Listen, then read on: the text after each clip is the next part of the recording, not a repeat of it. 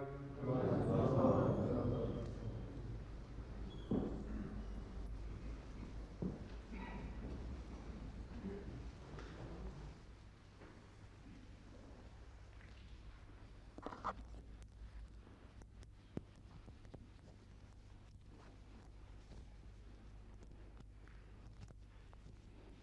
علیکم ورحمۃ اللہ۔ آج رمضان کا پہلا روزہ ہے، ہندوستان میں بھی اور پاکستان میں بھی آج ہی ہو رہا ہے، اور درس کا پہلا دن ہے۔ پچھلے سال سورہ آل عمران کی آخری 2 آیات درس سے رہ گئی تھیں، آج انہیں سے شروع کریں گے انشاءاللہ۔ ایک تو تاخیر کے متعلق میں گزارش کر دوں، 11:30 بجے ہم نے لنک اپ کرنا ہوتا ہے سیٹلائٹس کے ساتھ، ابتدا میں چند منٹ اس میں لگ جاتے ہیں، اس لیے انہوں نے مجھے کہا تھا کہ 5 منٹ تک ہم اطلاع دیں گے، پھر اطلاع آئی ہے تو میں آیا ہوں۔ کل سے بھی اسی طرح ہوگا، چند منٹ روزانہ دیر سے ہوا کرے گا۔ اعوذ باللہ من الشیطان الرجیم، بسم اللہ الرحمن الرحیم۔ وَإِنَّ مِنْ أَهْلِ الْكِتَابِ لَمَنْ يُؤْمِنُ بِاللَّهِ وَمَا أُنزِلَ إِلَيْكُمْ وَمَا أُنزِلَ إِلَيْهِمْ خَاشِعِينَ لِلَّهِ لَا يَشْتَرُونَ بِآيَاتِ اللَّهِ ثَمَنًا قَلِيلًا أُولَئِكَ لَهُمْ أَجْرُهُمْ عند ربهم إن الله سريع الحساب يا أيها الذين آمنوا اصبروا وصابروا ورابطوا واتقوا الله لعلكم تفلحون۔ آل عمران آیات 200 اور 201۔ وَإِنَّ مِنْ أَهْلِ الْكِتَابِ، یقیناً اہل کتاب میں سے ایسے ہیں، لَمَنْ يُؤْمِنُ بِاللَّهِ، جو اللہ پر ایمان لائیں گے، لیکن لفظاً یہ ہے لَمَنْ يُؤْمِنُ، جو اللہ پر ایمان لائے گا، تو یہ زبان کے محاورے کا فرق ہے۔ اردو میں ہم یہ کہتے ہیں جو اللہ پر ایمان لائیں گے، تو عربی میں طریق ہے وَإِنَّ مِنْ أَهْلِ الْكِتَابِ، یقیناً اہل کتاب میں سے کئی ایک ایسے ہیں جن میں سے ہر ایک اللہ پر ایمان لائے گا، یہ طرز بیان ہے۔ تو ترجمے میں اگرچہ واحد کا ترجمہ جمع میں ہو رہا ہے، مگر بیان یہی عربی میں مراد ہے۔ وَإِنَّ مِنْ أَهْلِ الْكِتَابِ، یقیناً اہل کتاب میں سے ایسے بھی ہیں کہ جو اللہ پر ایمان لائیں گے، یہ لفظی ترجمہ ہے جو اللہ پر ایمان لائے گا، وَمَا أُنزِلَ إِلَيْكُمْ، اور جو تم پر اتارا گیا، وَمَا أُنزِلَ إِلَيْهِمْ، اور جو ان کی طرف اتارا گیا، خاشعین للہ، اللہ کے حضور عاجزی اختیار کرتے ہوئے، لا یشترون بآیات اللہ ثمنا قلیلا، وہ اللہ کی آیات کے بدلے حقیر مال قبول نہیں کرتے، حقیر قیمت قبول نہیں کرتے۔ اولئک لہم اجرہم عند ربہم، یہی وہ لوگ ہیں جن کا اجر ان کے رب کے پاس ہے۔ ان اللہ سریع الحساب، یقیناً اللہ تعالیٰ حساب میں بہت تیز ہے۔ یہاں جو خاص قابل ذکر امور ہیں، میں ان کا بعد میں ذکر کروں یا پہلے جو پرانی تفاسیر ہیں اور جو لفظوں کی عربی کی بحث ہے اس کو اٹھاؤں؟ کیوں جی، کیا طریق رہا ہے؟ اہل لغات وغیرہ، ٹھیک ہے۔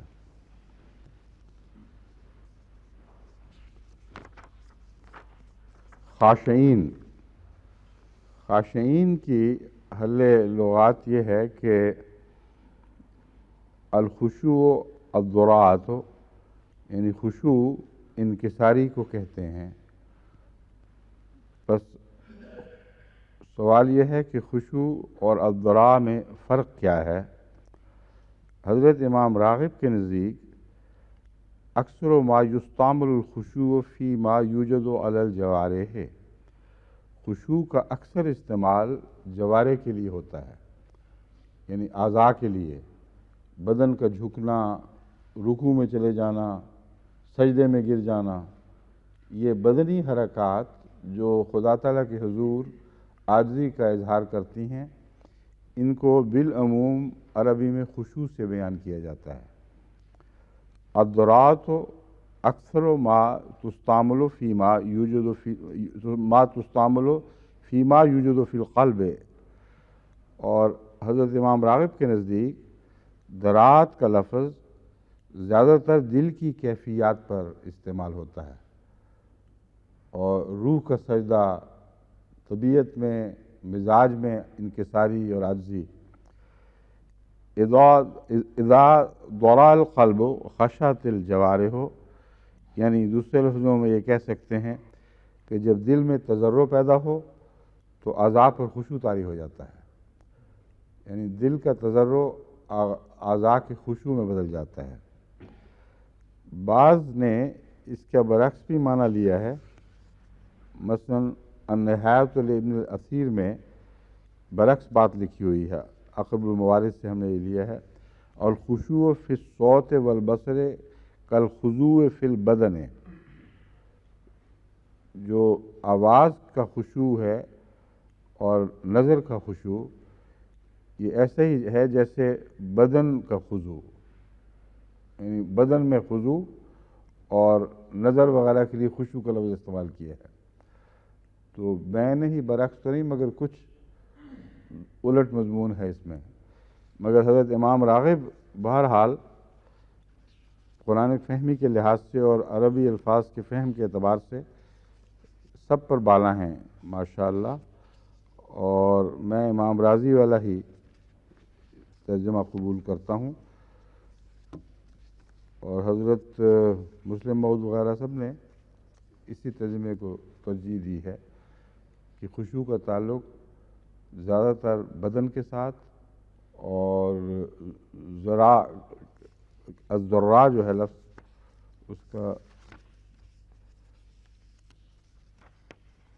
اس کو نظران خضوع کا تعلق زیادہ تر دل کی حالت سے ہے۔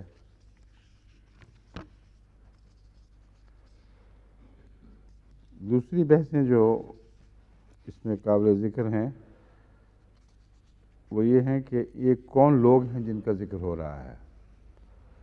اس سلسلے میں بہت سے مفسرین نے بعض معین نام بھی بیان کیے ہیں، بعض نے تعداد بھی لکھی ہے کہ وہ کون لوگ تھے، لیکن ایک بیچ میں ایسا مسئلہ ہے جو سمجھائے بغیر آپ کو بات سمجھ نہیں آئے گی کہ یہ لوگ کیوں اس قسم کے اختلاف کر رہے ہیں، معین کرنے میں کیا دقت پیش آ رہی ہے۔ وہ یہ کہتے ہیں، یعنی سوچنے والے، کہ اہل کتاب تو وہ ہیں جو پہلے کتاب پر ایمان لاتے ہیں، پھر وہ قرآن کریم فرما رہا ہے کہ تم پر بھی ایمان لائیں گے، یعنی وہ جو اتارا گیا تم لوگوں کی طرف، یعنی اللہ کے رسول کی معرفت جو آیات تمہاری خاطر نازل کی گئی ہیں ان پر بھی وہ ایمان لائیں گے۔ وما انزل الیکم، پھر بعد میں یہ جو فرما دیا وما انزل الیہم، اور جو ان پر اتارا گیا، تو یہ کیا قصہ ہے؟ تین امکانات پیدا ہوتے ہیں۔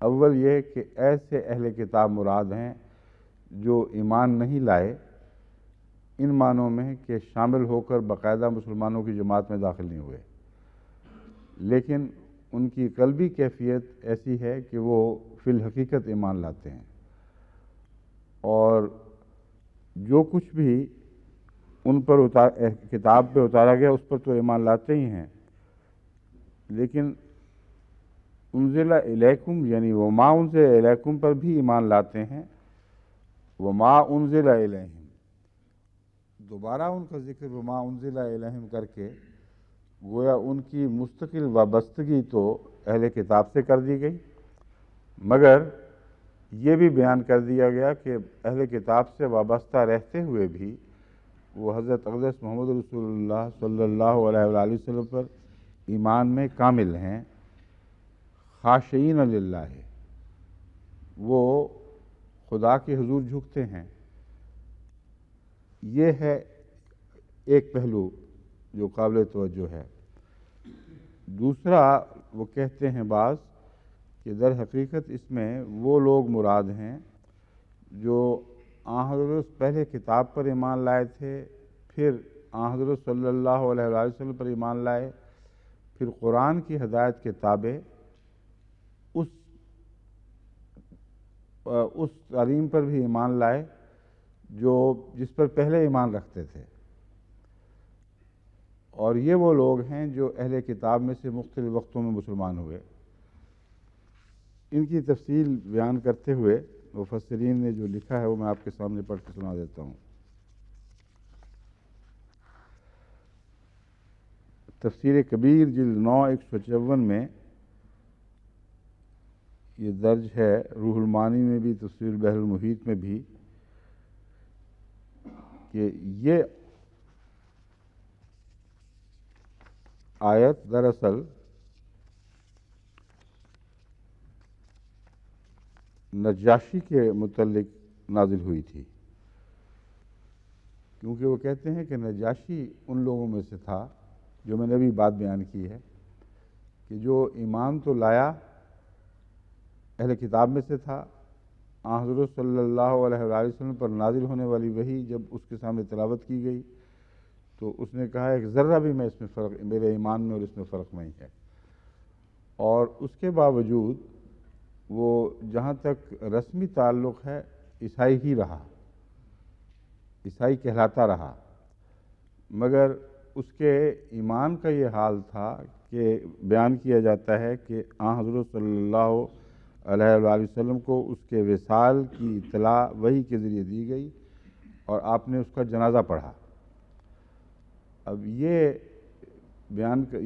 موقف اختیار کرنے والے مفسرین کہتے ہیں کہ اصل اس کی شان نزول یہ ہے کہ جب آن حضور صلی اللہ علیہ وآلہ وسلم نے جنازہ پڑھا تو مشرکین نے اعتراض کیا اور دوسروں نے بھی کہ یہ کیسا رسول ہے کہ نہ اس کا منہ دیکھا جو نجاشی کا، اور نہ گویا فی الحقیقت وہ ایمان لایا تھا، وہ تو عیسائی ہی رہا تھا، اس کے باوجود اس کا جنازہ پڑھ لیا ہے۔ تو مفسرین کہتے ہیں کہ اس کے جواب میں یہ بتانے کے لیے کہ نجاشی کا جنازہ کیوں پڑھا گیا، یہ آیت نازل ہوئی۔ یہ وہی جو شان نزول کا شوق رکھنے والے بعض آیات کو محدود کر کے ایک ہی جگہ باندھ رکھتے ہیں، یہ ان کا موقف ہے، مگر یہ واقعہ اپنی جگہ اپنی ایک شان رکھتا ہے، اور اس آیت کے مفہوم میں وہ بھی داخل ہو سکتا ہے، مگر یہ کہنا کہ محض نجاشی کی خاطر یہ آیت نازل ہوئی یہ درست نہیں۔ چنانچہ بہت سے دوسرے مفسرین اس موقف کو قبول نہیں کرتے اور وہ بعض اور لوگوں کی نشاندہی کرتے ہیں، ایک کی بجائے کچھ زیادہ کی نشاندہی کرتے ہیں۔ ابن جریح اور ابن زید کے نزدیک یہ آیت عبداللہ بن سلام اور ان کے ساتھیوں کے بارے میں نازل ہوئی، اور یہ بھی کہا گیا کہ اس آیت کے مصداق نجران کے 40 افراد، حبشہ کے 38 اور روم کے 8 افراد ہیں جو پہلے عیسائی تھے اور پھر اسلام لائے۔ یہ دوسرے طبقے کے لوگوں نے ایک شخص سے اس آیت کے مضمون کو باندھنے کی بجائے ان افراد پر عام کیا، مگر ابھی بھی مخصوص لوگ ہیں۔ اس بحث سے ہمیں یہ تو اندازہ ہو گیا کہ اس وقت تک اہل کتاب میں سے کتنے ایمان لائے تھے، کیونکہ ان مفسرین نے بہت جستجو کر کے روایتیں اکٹھی کر کے گنتی کی ہے، تو معلوم ہوتا ہے اس وقت تک نجاشی کے علاوہ 40 اور بھی اہل حبشہ، نجران کے 40 نہیں، نجران کا جو وفد آیا تھا یاد ہے آپ کو، جس میں آن حضرت صلی اللہ علیہ وآلہ وسلم سے مناظرہ ہوا اور پھر بعد میں مباہلے کا چیلنج دیا گیا۔ نجران کے عیسائیوں میں سے اس وقت تک 40 عیسائی مسلمان ہو چکے تھے، اور حبشہ کے 38 افراد، اور روم کے، یہ جس کو ہم رومن امپائر کا وہ حصہ ہے جو مسلمانوں کے اس علاقے کے ساتھ ملتا تھا، اس کے 8 افراد عیسائیت سے اسلام قبول کر چکے تھے۔ مگر مجاہد کے نزدیک یہ آیات نہ پہلے کے لیے خاص ہیں نہ ان سب کے لیے خاص ہیں، یہ عمومی آیات ہیں جن کا ہر اہل کتاب، ایسے اہل کتاب سے تعلق ہے جو دل سے ایمان لے آیا ہو اور ظاہراً بھی اس نے قبول کر لیا ہو۔ یہ آیت ان تمام ایمان لانے والوں کے بارے میں اتری ہے جو اسلام سے قبل اہل کتاب میں سے تھے لیکن اسلام قبول کر لیا۔ امام راضی نے مجاہد کے قول کو اولا قرار دیا ہے۔ باقی سب مفسرین کے ترجموں کے مقابلے کی تفسیر سے مجاہد کی تفسیر کو بہتر جانا ہے، لیکن اس میں یہ مسئلہ ابھی حل نہیں ہوا کہ اگر یہ عمومی آیت ہے اور سب اہل کتاب پر اطلاق پاتی ہے جو مسلمان ہوئے، تو مسلمان ہونے کے بعد پھر ان کے اس کلام پر ایمان لانے کا کیا مطلب ہے جہاں سے ان کے سفر کا آغاز ہوا تھا؟ وہ تو پہلے ہی ایمان لا رہے تھے اہل کتاب پر، تو یہ کہنے کے بعد کہ وہ تمہارے اوپر نازل ہونے والی وحی پر بھی ایمان لے آئے، پھر یہ کہنے کی کیا ضرورت تھی؟ حضرت مسلم موعود نے اس کی یہ توجیہ پیش فرمائی ہے کہ دراصل ان کا بائبل پر ایمان ایک سرسری اور روایتی ایمان تھا جو حقیقت میں حضرت صلی اللہ علیہ وآلہ وسلم پر ایمان لانے کے بعد پختہ ہوا، اور اس قوی ایمان کے ساتھ ان کے پہلے ایمان کو بھی تقویت ملی، اور اس کا حقیقی مفہوم ان کو اس وقت سمجھ آیا جب حضرت صلی اللہ علیہ وآلہ وسلم پر ایمان لے آئے۔ تو اس پہلو سے یہ معنی جتنے بھی دوسرے تفسیری معنی ہیں انہیں سب سے بلند شان کا ہے۔ دوسرے اس میں ایک پیشگوئی کا رنگ بھی ہے، لے آئے یعنی اس وقت تک جو لوگ لا چکے تھے ان کی بحث نہیں ہے، بلکہ مختلف بعد میں آنے والے گروہ جو ہمیشہ اسلام میں داخل ہوتے رہیں گے ان کا ذکر بھی ہے، اور وہ کون لوگ ہوں گے اس کی چابی دراصل لفظ خاشعین میں رکھی گئی ہے۔ اس تعلق میں اب ہم اس آیت کی طرف لوٹتے ہیں۔ وَإِنَّ مِنْ أَهْلِ الْكِتَابِ لَمَنْ يُؤْمِنُ بِاللَّهِ، اہل کتاب میں سے یقیناً ایسے ہیں، لَمَنْ يُؤْمِنُ بِاللَّهِ یہاں ترجمہ مستقبل میں بھی کیا جا سکتا ہے۔ ایک تو ہے جو ایمان لاتے ہیں اور ایک ہے جو اللہ پر ایمان لائیں گے، وَمَا أُنزِلَ إِلَيْكُمْ اور جو تم پر اتارا گیا، وَمَا أُنزِلَ إِلَيْهِمْ اور جو ان پر اتارا جا چکا ہے، تو گویا کہ وہ اپنے ایمان میں محمد رسول اللہ کے ایمان کے راستے سے داخل ہوں گے۔ بات تو وہی ہے جو حضرت مسلم موعود نے حال کے رنگ میں فرمائی ہے، مگر میں جو اشارہ کر رہا ہوں وہ یہ کہ ایک یہ محض اس زمانے پر اطلاق پانے والی آیت نہیں کہ اس سے پہلے یہ لوگ یا اتنے لوگ اس طرح ایمان لائے تھے، بلکہ ایک مستقل جاری رہنے والی پیشگوئی ہے کہ اہل کتاب میں سے وہی حقیقت میں اپنی کتاب پر ایمان لائے گا جو پہلے حضرت اقدس محمد رسول اللہ صلی اللہ علیہ وآلہ وسلم اور آپ پر نازل ہونے والی وحی پر ایمان لے آئے گا، خاشعین للہ۔ یہ ایسے لوگ کون ہوں گے؟ وہ جن کے دل اللہ کے حضور جھکے رہتے ہیں۔ اور لفظ خاشعین کے متعلق اگرچہ ابھی آپ نے مفردات کا حوالہ سنا ہے کہ جوارح سے تعلق رکھتا ہے، مگر ہر جگہ جہاں جوارح سے تعلق کا ذکر ہے وہاں اکثر کا لفظ آتا ہے۔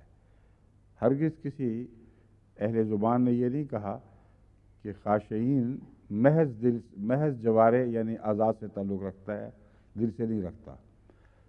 یہ بعض اوقات دل سے بھی اور جوارے سے بھی اس وقت تعلق رکھتا ہے جب اس کا دل سے آغاز ہو، جوارے پر اس کا اثر پھیل جائے، تو اس کو اس وسعت کے ساتھ بھی سمجھا جا سکتا ہے کہ وہ خاشعین جن کے دلوں میں عاجزی پیدا ہوتی ہے اور اس عاجزی کے نتیجے میں ان کے بدن اس عاجزی کے تابع خدا کو سجدے کرتے ہیں، یعنی ظاہراً قبول بھی کر لیتے ہیں۔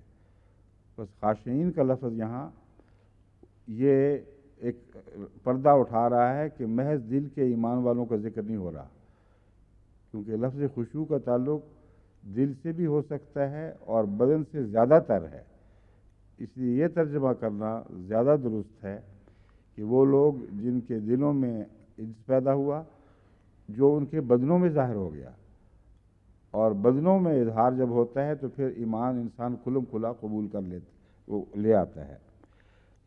اور ان کی ایک اور صفت بیان فرمائی، لا یشترون بآیات اللہ ثمنا قلیلا۔ وہ لوگ حقیقت میں جرأت کے ساتھ ایک مسلک کو چھوڑ کر دوسرے کو قبول کرنے کے اہل ہوتے ہیں، جو خدا تعالیٰ کے نشانات کو ادنا فائدوں پر قربان نہیں کیا کرتے، اور ایمان لانے کی قیمت دینی پڑتی ہے۔ یہاں ثمنا قلیلا سے مراد یہ نہیں ہے تھوڑے پیسے یا تھوڑی قیمت کے بدلے وہ ایمان نہیں بیچتے، کیونکہ ایمان کے بدلے تو ہر قیمت تھوڑی ہے، اور یہی معنی ہے کہ ثمنا قلیلا ایمان کے بدلے وہ کوئی قیمت بھی قبول نہیں کرتے، کیونکہ ایمان کے بدلے تو ہر قیمت بے حقیقت ہے اور بے معنی ہے۔ بس ایسے وہ لوگ ہیں جو یہ جرأت رکھتے ہیں، کیونکہ ان کو قربانیاں دینی پڑیں گی، ان کو بہت سے، یہ نہیں کہ وہ صرف آیات کا سودا نہیں کرتے، مراد یہ ہے کہ جو ان کا ہے جب یہ خطرہ پیدا ہو کہ وہ ان کا نہیں رہے گا، جو ایسے ماحول میں رہتے ہیں جہاں عین ممکن ہے کہ ان سے سب کچھ چھین لیا جائے، وہ محفوظ رکھنا بھی تو ایک قیمت ہے۔ اور یہ واقعات آئے دن ہمیں احمدیت کی اس نئی تاریخ میں جو پرانی تاریخ کا اعادہ ہے ملتے ہیں۔ بکثرت احمدیوں پر یہ دباؤ ڈالا جاتا ہے کہ ہم تم سے یہ مال دولت چھین لیں گے، جائیدادوں سے آگ کر دیں گے، اور کئی ایک ہیں جو ڈر کر خاموش ہو جاتے ہیں۔ تو انہوں نے قیمت قبول کی ہے، بظاہر باہر سے پیسے نہیں لیے، مگر ان کو ایک قیمت ملی ہے اپنا ایمان بیچنے کے نتیجے میں، کہ اپنی جائیدادوں سے محروم نہیں کیے گئے۔ تو یہ ابتلا ہے جس کی طرف اشارہ ہے کہ ایسے لوگ جن کا دل خدا کے حضور جھک چکا ہو، جن کے اعضاء اور جوارے خدا کے حضور جھک چکے ہوں، ان کے نزدیک پھر کوئی قیمت بھی کافی قیمت نہیں رہتی ایمان کے سودے کے لیے۔ اولئک لہم اجرہم عند ربہم، یہی وہ لوگ ہیں جن کا اجر ان کے رب کے پاس ہے، یعنی یقینی طور پر محفوظ ہے۔ ان اللہ سریع الحساب، یقیناً اللہ تعالیٰ حساب میں بہت جلدی کرنے والا ہے۔ اب یہ سریع الحساب کا لفظ پہلے بھی ہمارے عام ترجمہ قرآن کی کلاس میں آیا تھا، وہاں میں نے اس کی وضاحت کی تھی کہ بعض دفعہ موقع ایسا لگتا ہے کہ جیسے بہت دیر کی بات ہوگی، اور اللہ تعالیٰ لفظ سریع الحساب استعمال فرماتا ہے اپنے لیے، تو بظاہر مضمون میں تضاد دکھائی دیتا ہے۔ اگر یہ مانے لیے جائیں کہ ان کا اجر ان کے رب کے پاس محفوظ ہے، مرنے کے بعد، قیامت کے بعد جب وہ جی اٹھیں گے دوبارہ یا اٹھائے جائیں گے تو ان کو اجر ملے گا، تو سریع الحساب سے اس کا کیا تعلق ہوگا؟ سریع الحساب تو ہے جو آنن فانن حساب کرنے والا، فوری طور پر وہ فیصلہ کر لیتا ہے حساب کی روح سے۔ اس کے دو معنی نکل سکتے ہیں۔ اول تو سب سے پہلے جو دائمی چیز ہے وہ یہ ہے کہ سریع الحساب کا لفظ جزا دینے میں فوری نہیں ہے، حساب کرنے میں فوری ہے، اور جب حساب ہو جائے تو پھر جزا محفوظ ہو جاتی ہے۔ بعض لوگ کہتے ہیں ہمارا حساب کر دو، پیسے خواہ بعد میں بھی دینے ہوں یہ تو تسلی ہو گئی کہ ہمارا حساب ہو گیا کہ ہاں ہم بخشے گئے ہیں، ہمیں کوئی فکر نہیں ہے۔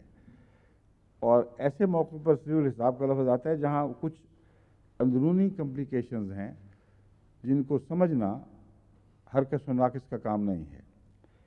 وہ لوگ جن کے دل کی خشیت کے ساتھ تعلق، دل کی تبدیلیوں کے ساتھ جن کا تعلق ہو، اور بعض ان میں سے ایسے بھی ہوں جن کے متعلق کہا نہیں جا سکتا کہ در حقیقت یہ کیا کر رہے ہیں، کتنی قربانی دی ہے، کیونکہ اللہ فرماتا ہے آیات ثمن قلیلہ قبول نہیں کرتے۔ ہر انسان جو مومن ہوتا ہے وہ کچھ نہ کچھ قربانی دیتا ہے۔ ہر ایک کی قربانی کا راز ہر انسان کو معلوم نہیں ہوتا۔ کئیوں کو واقعتاً پیسے دیے جاتے ہیں جو رد کر دیتے ہیں۔ بس یہ جو باریک قربانیوں کی راہیں ہیں، ان کا حساب خدا کے سوا جو عالم الغیب ہے وہ کر ہی نہیں سکتا، اور وہ ساتھ ساتھ ہو رہا ہے، اس کے لیے کسی انتظار کی ضرورت نہیں ہے۔ تو اللہ تعالیٰ فرماتا ہے کہ یہ وہ لوگ جو ان حالات سے گزرے ہیں اور سب قربانی کی راہوں سے گزر کر اسلام میں داخل ہوئے ہیں، ان کی کوئی باریک سے باریک قربانی بھی ایسی نہیں جو اللہ کی نظر سے رہ گئی ہو اور اللہ کے حساب سے رہ گئی ہو۔ وہ حساب جاری ہے ساتھ ساتھ اور ہو رہا ہے، جس کا قطعی نتیجہ یہ نکلتا ہے کہ عند ربہم اجرہم عند ربہم، ان کا اجر لازماً اللہ کے پاس ہے، کیونکہ جب حساب ہو گیا تو اس کو تبدیل نہیں کیا جا سکتا، یقینی اجر ہے۔ دوسرا صریح الحساب کا مطلب اگر اس دنیا پر اس کا اطلاق کرنا ہو تو یہ بنے گا کہ ان کو دنیا میں بھی اجر ملے گا، اور اللہ تعالیٰ حساب میں بہت لمبی تاخیر نہیں کرے گا، اور ایسے لوگ جو خدا کی خاطر قربانیاں دیا کرتے ہیں ان کو ضرور دنیا میں بھی جزا مل جاتی ہے۔ اور یہ ایک ایسا مضمون ہے جس کو ہم نے قطعیت کے ساتھ ہمیشہ پورا ہوتے دیکھا ہے۔ اگر کہیں استثناء ملے ہیں اور شاذ کے طور پر ملتے ہیں تو بعید نہیں کہ ان لوگوں کے دل کی کیفیت میں کچھ کمزوری آ چکی ہو اور ان کی قربانی میں توئی قربانی کا رنگ کا حصہ نہ رہا ہو، اور اگر حقیقت میں اختیار ہوتا تو شاید وہ پیچھے ہٹ جاتے۔ ایک یہ احتمال موجود ہے، مگر اس احتمال کو بھی ہم قطعیت سے کچھ نہیں کہہ سکتے، کیونکہ اللہ تعالیٰ جو صریح الحساب ہے اس نے پتہ نہیں کیا کیا چیزیں ان کے اندر دیکھی ہیں، کوئی حکمتیں ہیں اس کے پیش نظر۔ اس لیے یہ کہہ کر ایسے لوگوں کو ایمان کو رد کرنا ہمارا حق نہیں ہے، ناجائز ہے۔ میں نے احتمال بتایا کہ یہ بھی ہو سکتا ہے، اور انسانی آنکھ سے دیکھ کر ہم فتویٰ نہیں دے سکتے۔ بس اکثر صورتوں میں اور بھاری اکثریت میں ہم نے ہمیشہ دیکھا کہ جنہوں نے مالی قربانیاں دیں ان کو خدا تعالیٰ نے اتنا دیا کہ جو کھویا تھا اس کے مقابل پر بے شمار زیادہ دیا، اور ہجرت کے بعد جو تمام دنیا میں جماعت احمدیہ کو اللہ تعالیٰ نے انعامات سے نوازا ہے، اور ان خاندانوں کو انعامات سے نوازا ہے جو جب چلے تھے تو حقیقت میں کچھ بھی نہیں تھا۔ جو کھویا ہے اس کی کوئی حیثیت ہی نہیں اس کے مقابل پر جو پایا ہے۔ تو صریح الحساب کا ایک یہ بھی معنی ہے بن سکتا ہے کہ اللہ تعالیٰ حساب میں بھی اور اس کی جزا دینے میں بھی جلدی کرتا ہے، اور تمہیں مرنے کے بعد کا انتظار نہیں کرنا ہوگا، وہ تو ہوگا ہی، اول اور اصل جزا تو وہی ہے، لیکن دنیا میں بھی تم ان نیکیوں کا بدلہ پالو گے۔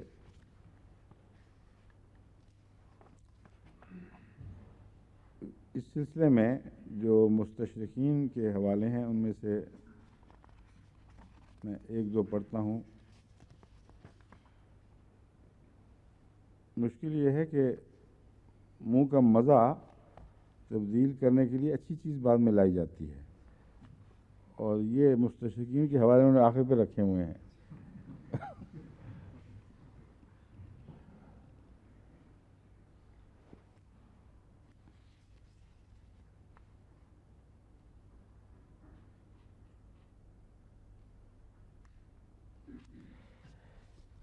ان سب نے غالباً ان روایات کو قبول کیا ہے جو اس آیت کے کریمہ کے متعلق بیان کرتی ہیں کہ یہ نجاشی کے جنازے سے تعلق رکھتی ہیں۔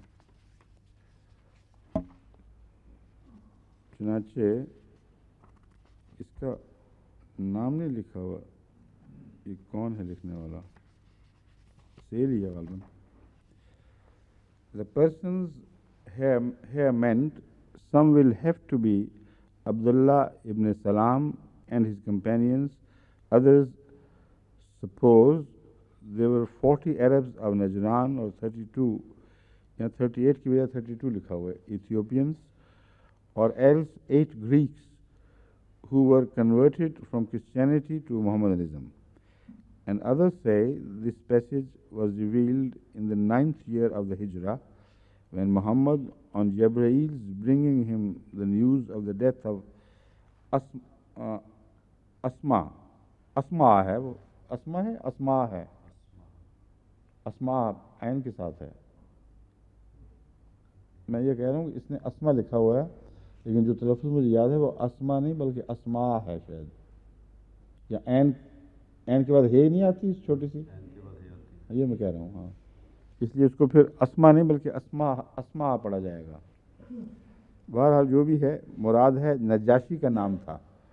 نجاشی جو حبشہ کا بادشاہ تھا جس کا ذکر ملتا ہے، اس کا نام اسما تھا، لیکن بعض نے یہ بھی کہا ہے کہ نجاشی اس کا ذاتی نام تھا، اور مسلمانوں نے پھر اس کو ٹائٹل بنا لیا، کیونکہ ایک عظیم واقعہ ہوا تھا اس کی ذات سے، اس لیے اس کے بعد ہمیشہ حبشہ کے بادشاہ کو نجاشی کہا گیا۔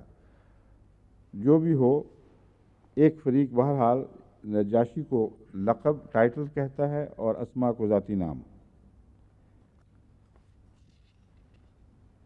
یہ تسلیم کرتا ہے who had embraced Mohammedan religion some years before, prayed سے مراد محمد رسول اللہ صلی اللہ علیہ وسلم ہے، prayed for the soul of the departed, at which some of his hypocritical followers were displeased and wondered that he should pray for a Christian proselyte whom he had never seen. اب یہ عجیب سی بےمانی بات ہے، منافقوں کو اس پہ تکلیف کیا پہنچی، اور گویا کہ منافق زیادہ پکے مومن ہیں۔ کہتے ہیں ان کو اس لیے تکلیف پہنچی کہ ایسے مسلمان کا، ایسے کانورٹ کا، یعنی عیسائیوں میں سے ہونے والے مسلمان کا جنازہ پڑھ لیا جس کا منہ نہیں دیکھا تھا۔ اب منہ نہ دیکھنا اور جنازہ پڑھنا، اس کا کیا تعلق ہوا؟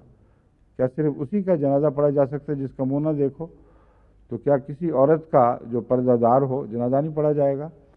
یہ نہایت لغو ایک بات اٹھائی ہے اس نے، صرف منافقوں کی طرف منسوب کرنے کے لیے، اور منافقوں کو بہتر شکل میں بیان کیا گیا ہے۔ وہ زیادہ پکے اور کٹر فنڈامنٹلسٹ تھے جنہوں نے یہ موقف اختیار کیا۔ یہاں ذکر منافقوں کی بحث نہیں ہے، صرف منافق تو بعض غیروں کے متعلق بھی منافقانہ رویے کے لحاظ سے ان کو کہا جا سکتا ہے۔ یہاں محمد صلی اللہ علیہ وسلم کے ماننے والے، صرف ماننے والے ہرگز مراد نہیں ہیں۔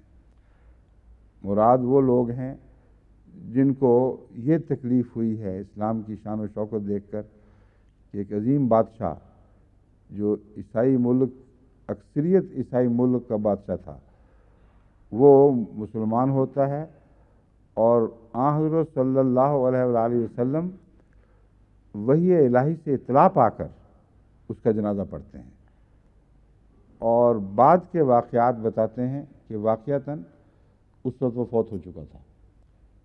یہ اعجاز ہے جس کو چھپانے کے لیے یہ مستشرقین ادھر ادھر کی ٹامک ٹوئیاں باتیں کر کے اسے چھپانے کی کوشش کرتے ہیں۔ وہ معمولی سی ایک بات ہے، اور اچانک مسلمان سوسائٹی پھٹ گئی اور اس واقعہ میں اختلاف، اس واقعہ کے نتیجے میں اختلاف پیدا ہو گئے۔ یاد رکھنے کی بات یہی ہے کہ یہ حیرت ایک بہت عظیم الشان اعجاز ہے کہ حضرت صلی اللہ علیہ وآلہ وسلم کو اللہ نے وحی سے بتایا، وحی کے ذریعے یہ فوت ہو گیا ہے اور اس کا جنازہ پڑھا۔ جہاں تک منہ نہ دیکھنے والی بات ہے، یہ بحث اٹھائی گئی ہے فقہا کی طرف سے کہ غائبانہ جنازہ ہو سکتا ہے کہ نہیں۔ وہ اس سے پہلے وہاں فوت ہو چکا تھا، جو بعد میں جنازہ پڑھا گیا۔ چنانچہ ملک سیف الرحمان صاحب نے جو مجھے ایک مشورہ دیا تھا کہ جنازہ غائب کا رواج کم کریں، اس میں یہ حوالہ بھی دیا تھا کہ نجاشی کا جنازہ تو پڑھا گیا اور ایک اور جنازے کا ذکر کیا کہ وہ بھی پڑھا گیا، مگر یہ عمومی رواج نہیں تھا۔ اس لیے اگر آپ نے شروع کر دیے تو پھر ساری دنیا کی جماعت آپ کے پیچھے پڑ جائے گی اور ہر مرنے والے کے متعلق تقاضے شروع ہو جائیں گے۔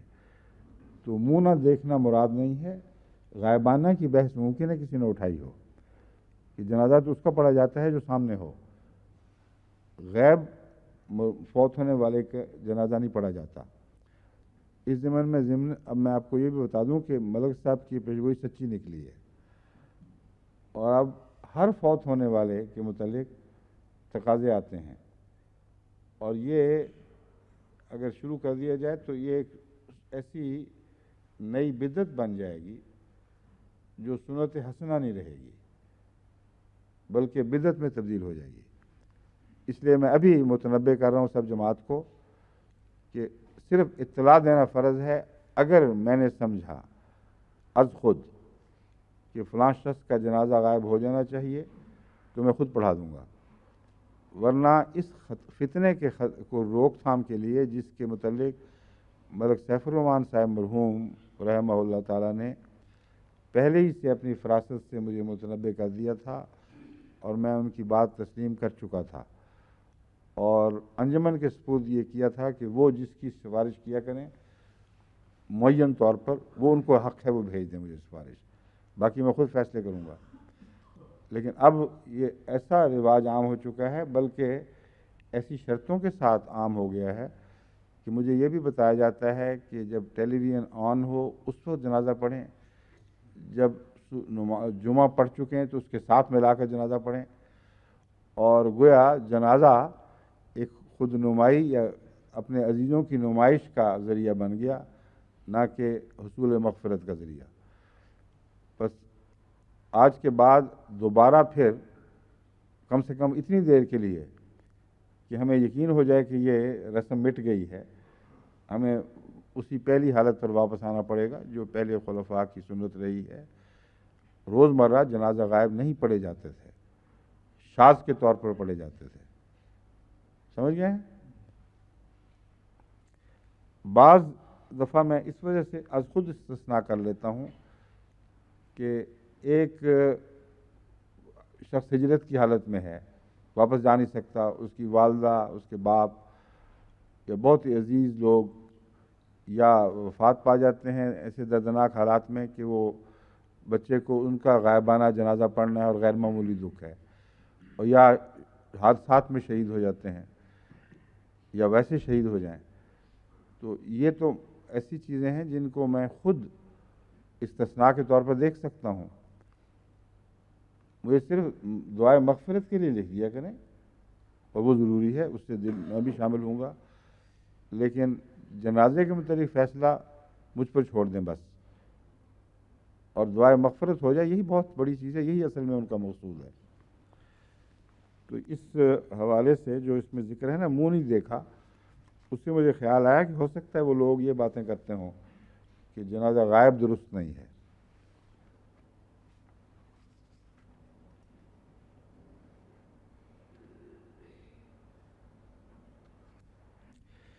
یہ کہتا ہے اس لحاظ سے سیل ایک اور اس کی جو شان نزول ہے وہ یوں بیان کرتا ہے، and accordingly in the 5th year of the Prophet's mission 16 of them, 4 of whom were women, fled into Ethiopia, and among them Uthman ibn Affan and his wife Ruqayya, Muhammad's daughter.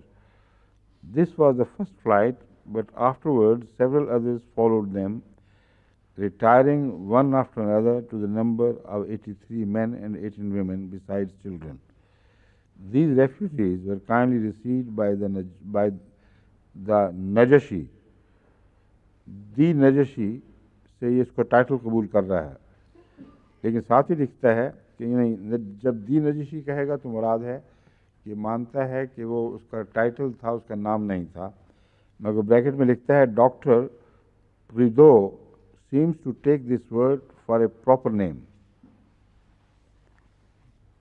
but it is only the title of the Arabs. It is only the title the Arabs give to early king of this country. یہ life محمد کے حوالے سے لکھ رہا ہے. Who refused to deliver them up to those whom the Quraysh sent to demand them, and as the Arab writers unanimously attest, even professed the Mohammedan religion. یہ واقعہ کی تفصیل اس نے لکھی ہے. یہ تو کوئی ایسی اور کوئی خاص بات نہیں جو قابل بحث ہو. اس کے بعد کی اور سورہ آل عمران کی آخری آیت، یا ایھا الذین آمنوا اصبروا وصابروا ورابطوا واتقوا اللہ لعلکم تفلحون. اے ایماندارو، صبر سے کام لو اور دشمن سے، میں تفسیر صغیر سے ترجمہ پڑھ رہا ہوں، اور دشمن سے بڑھ کر صبر دکھاؤ اور سرحدوں کی نگرانی رکھو اور اللہ کا تقوی اختیار کرو تاکہ تم کامیاب ہو جاؤ. آل عمران آیت 201. یہ بسم اللہ کو شامل کر کے 201 بنتی ہے، کیونکہ ہم بسم اللہ کو پہلی آیت سمجھتے ہیں، ورنہ اکثر دوسرے اس کا نمبر 200 بتائیں گے کیونکہ بسم اللہ کو شمار نہیں کرتے. الصبر، صبر کیا چیز ہے؟ اس کی لغوی بحث یہ ہے، الصبر الامساک فی ضیق، تنگی کی حالت میں رک جانا صبر کہلاتا ہے. اور صبرت الدابۃ حبستها بلا علف، کسی جانور کو چارہ ڈالے بغیر بند کر دینا، یہ صبر کے لفظ سے بیان کیا جاتا ہے. میں نے اپنے جانور کو صبر کروا دیا، مطلب ہے کہ میں نے اس کو بند رکھا اور چارہ نہیں ڈالا. یہ وہ عادت ہے جو بعض دفعہ عربوں میں پائی جاتی تھی، مگر حضرت صلی اللہ علیہ وآلہ وسلم نے اس کو بڑی سختی سے منع فرمایا اور عذاب کی جزا بتائی اگر کوئی ایسا کرے گا. صرف مویشیوں کے تعلق میں نہیں، جہاں یہ حرکت کرنا بہت ہی بڑا ظلم بن جاتا ہے کہ مویشی آپ کو پالتے ہیں اور آپ کو اتنی بھی حیا نہیں کہ ان کو چارہ ہی ڈال دیں، جبکہ وہ آپ کو دودھ دیتے ہیں، اپنا گوشت دیتے ہیں، اپنی کھال دیتے ہیں. تو بہت بڑی بے حیائی ہے اور بڑا جرم بن جاتا ہے. حضرت صلی اللہ علیہ وآلہ وسلم نے تو ایک بلی کے متعلق فرمایا کہ اس کی مالکہ کو میں نے دیکھا جہنم میں اس کو عذاب دیا جا رہا ہے. وجہ یہ تھی کہ وہ اس کو باندھ کر یا گھر میں بند کر کے چلی گئی اور اس کے خوراک کا کوئی خیال نہیں کیا. ہر وہ جانور جو حبس میں ہو، حبس کرنے والے کا فرض ہے کہ وہ اس کو خوراک پانی وغیرہ کا سہولت کا مناسب انتظام کرے. تو صبر کا لفظ ان معنوں میں بھی استعمال ہوتا ہے کہ جانور بیچارہ جو بے زبان کچھ نہیں کر سکتا، اس کو بند کر دیا جائے تو کہیں گے صبرت الدابۃ، میں نے دابہ کو صبر میں مبتلا کر دیا. ان معنوں میں صبر کا لفظ لازم بھی ہے اور متعدی بھی ہوگا. اصبروا و صابروا، صبر کرو اور صابروا، اور ایک دوسرے کے مقابل پر صبر کرو.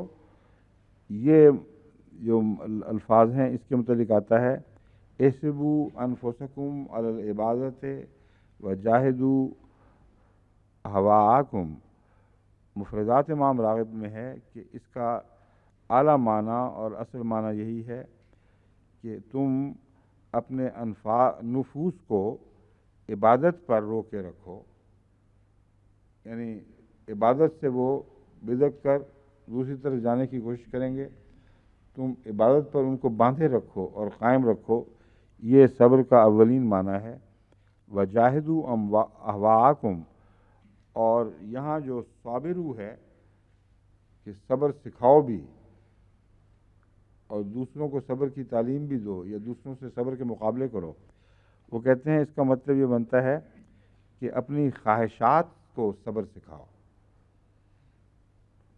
ان کو اپنے حدود کے اندر قائم رہنے کی تلقین کرو اور ان پر یہ کاٹھی ڈالو، یہ صابرو کا مطلب بنتا ہے۔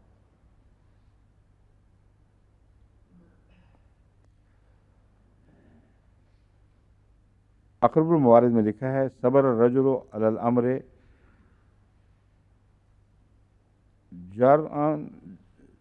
جرعن و شجعن و تجلدا۔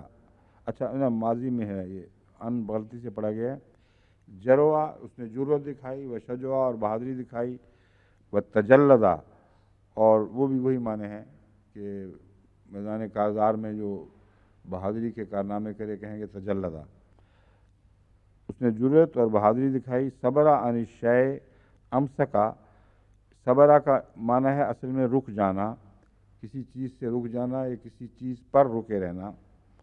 صبر فلان عن الامر حبسہ، اس نے اس کو کسی کام سے روکا، تو صبرا وہی متعدی معنوں میں استعمال ہوگا یہاں، کسی اور کو روکنا بھی صبرا کے لفظ صبرا سے ظاہر کیا جاتا ہے۔ صابرہ غالبہ فی الصبر، اس نے صبر میں اس سے بڑھنے کی کوشش کی، صابرہ کا ایک یہ مطلب بھی ہے۔ صابرو ایک دوسرے سے صبر کے مقابلے کرو، ایک یہ ہے کہ صبر سکھاؤ، ایک یہ معنی ہے صبر کا مقابلہ کرو۔ تاج العروس میں لکھا ہے، یاقر الموارد میں تھا، تاج العروس میں ہے الصبر نقید الجزع، صبر جزع کی ضد ہے۔ قال الجوہری الصبر حبس النفس عند الجزع، جوہری کہتے ہیں کہ صبر تو دراصل نفس کو اس وقت روک رکھنے کا کام ہے جبکہ جزع کی حالت ہو، یعنی سخت بے قراری اور تکلیف میں مبتلا ہو انسان، اس وقت اگر اپنے نفس کو انسان روک لے تو اس کو صبر کہتے ہیں۔ ذنون کہتے ہیں الصبر التباعد عن المخالفات، وہ کہتے ہیں مخالفات سے دور رہنے کو، تباعد دوری اختیار کرنے کو، یعنی مخالفات سے مراد ان کی اللہ اور رسول کے احکامات کے برعکس راہ اختیار کرنا ہے، اللہ اور رسول کی مخالفت کرنا، اس سے دور رہنا، اس کو الصبر کہتے ہیں۔ الصبر الوقوف، وقوف ہو مال بلائے بحسن الادب، تاج العروس میں ہے کہ الصبر الوقوف ہو، صبر وقوف کو یعنی ٹھہرے رہنے کو کہتے ہیں، مال بلائے مصیبت کے ساتھ، یعنی مصیبت بھی موجود ہے، بھاگتے نہیں، اس مصیبت کی حالت میں قرار پکڑ جاتے ہیں وہیں۔ بحسن الادب، حسن ادب کے ساتھ اگر انسان ابتلا کو قبول کر لے تو یہ صبر ہے۔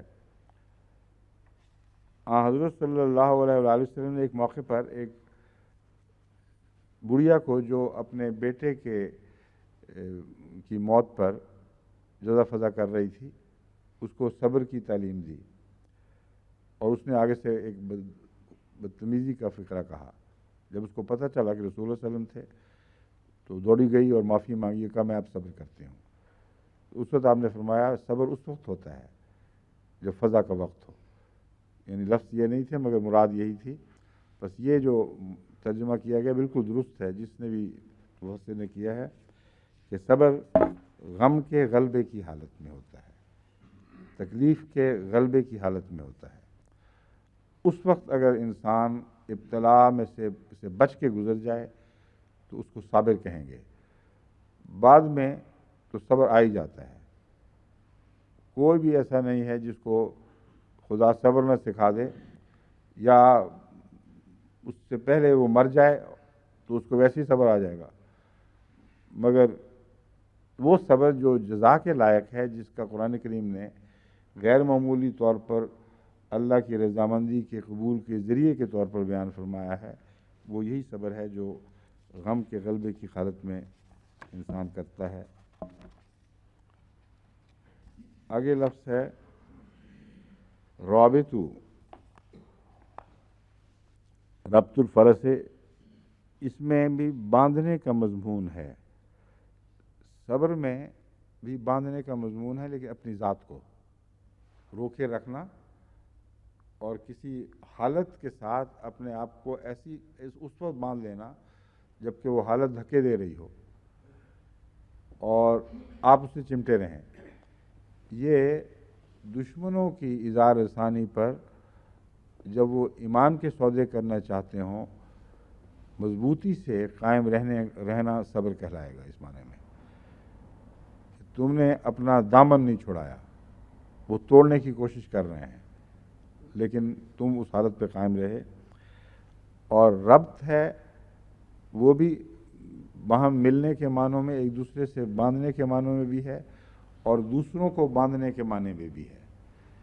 اسی لحاظ سے رابطو کا یہ مطلب لیا جاتا ہے کہ سرحدوں پر گھوڑے باندھو، اگرچہ رابطو کا مطلب ہے باندھو، مگر سرحد پر باندھنا یہ موقع محل کے لحاظ سے معنی لیے گئے ہیں یا عربوں کا رواج کوئی ہے جس کی طرف حوالہ دیا گیا ہے۔ لیکن بعض مفسرین روایت بیان کرتے ہیں بعض صحابہ کی کہ رابطو کو لفظاً لینا درست نہیں ہے۔ کہتے ہیں ہم کئی غزوات میں حضرت صلی اللہ علیہ وسلم کے ساتھ شریک ہوئے، ہم نے تو کسی غزوے میں بھی یا کسی موقع پر بھی غزوے کے علاوہ جو حالتیں ہیں ان میں بھی مسلمان گھوڑوں کو سرحدوں پر بندھا ہوا نہیں دیکھا۔ اس لیے یہ ظاہری ترجمہ کرنا جو تاریخ کے خلاف ہے، جو رسول اللہ علیہ وسلم کی سنت اور آپ کے صحابہ کی سنت کے خلاف ہے، وہ کہتے ہیں درست نہیں ہے، کیونکہ یہ جو روایت ہے صحابی کی یہ واقعتاً کبھی ایسا نہیں ہوا کہ رسول اللہ صلی اللہ علیہ وسلم تو مدینے میں ہوں اور گھوڑے ایران کی سرحد کے ساتھ باندھے گئے ہوں۔ تو یہ محاورہ ہے سرحد پر گھوڑے باندھنا، واقعتاً گھوڑوں کو سرحدوں پر نہیں باندھا جاتا، نگرانی کی جاتی ہے سرحدوں کی۔ سرحدوں پر ایسا انتظام کیا جاتا ہے کہ اگر دشمن حملہ کرے تو سرحدوں پر گھوڑوں کو دیکھے، یعنی اتنی مہلت نہ تم دشمن کو دو کہ وہ اچانک حملہ کر بیٹھے اور سرحدوں کو ننگا پائے۔ تو یہ کام مستعد نگرانی کے ذریعے ہوتا ہے، ورنہ آج کل کی دنیا میں بھی کہیں آپ کو جنگی کارروائیاں ایسی نہیں ملیں گی کہ واقعتاً سب کی سرحدوں پر فوجیں بیٹھی ہوں۔ وہ فوجوں کو جنگ وہاں میدان سرحد تک پہنچنے کے لیے بڑا وقت درکار ہوتا ہے، کئی مہینے پہلے سے وہ تیاریاں کرتے ہیں تب جا کے پہنچتی ہیں، لیکن دشمن کا بھی یہی حال ہے، وہ بھی فوراً نہیں پہنچ سکتا، نگران بیٹھے رہتے ہیں۔ جہاں وہ ایسی حرکات دیکھیں کہ جس سے پتہ چلے کہ دشمن کے ارادے بد ہیں، پھر اس طرف کی فوجیں بھی آہستہ آہستہ وہاں سرحدوں پر پہنچنی شروع ہو جاتی ہیں۔ تو یہ فطرت کے خلاف ہے کہ سرحد پر ہر وقت گھوڑے بندھے رہیں، اور گھوڑوں کی یعنی اور آج کل کے زمانے میں آلات جنگ کی حفاظت کے مقصد کے بھی خلاف ہے کہ ہر وقت وہاں بیٹھے رہیں۔ بس رابطو کا مطلب ایسی نگرانی رکھنا ہے جس کے نتیجے میں دشمن تمہیں کبھی بھی سرپرائز نہ دے سکے، جس سرحد سے وہ حملہ کرے وہاں تمہیں مدافعت کے لیے تیار دیکھے۔